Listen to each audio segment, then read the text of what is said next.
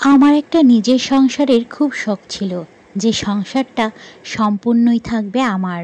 যদি কখনো মাঝরাতে ঝুম বৃষ্টিতে ইচ্ছে করে খিচুড়ি খেতে, তবে বিনা দ্বিধায় তা করা যাবে। কিংবা কোনো সন্ধ্যায় যদি ইচ্ছা করে ফুচকা খেতে, তাহলে নিজে হাতে সেটা বানিয়ে খাওয়া যাবে, কোনো কৈফিয়ত দেয়া ছাড়া। যেখানে কোনো কৈফিয়ত দিতে হবে না, চিনি কেন মাস শেষ হওয়ার আগেই শেষ হলো, তেল কেন এই মাসে বেশি খরচ হলো। যেখানে কোনো নতুন রেসিপি বানানোর সময় ভয়ে ভয়ে থাকতে হবে না যে যদি ভালো না হয় অপচয়ের অপবাদ গায়ে মাখতে হবে।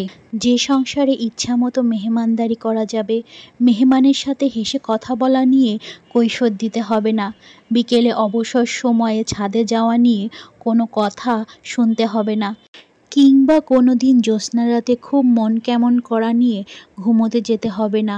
সকালের ঘুম দেরিতে ভাঙলে কিংবা দুপুরের ঘুম সময় মতো না ভাঙলে ভয়ে ভয়ে থাকতে হবে না। যেখানে সাধারণ অসুস্থতার সময় কিংবা পিরিয়ডের যন্ত্রণার দিনগুলো কাজ একটু কম করলে কেউ মুখ কালো করে কথা শোনাবে না।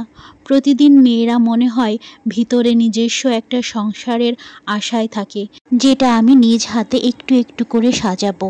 স্বামীদের দায়িত্ব এখানে বিশাল, প্রতিটি মেয়ের নিজের যেন একটি সংসার হয়।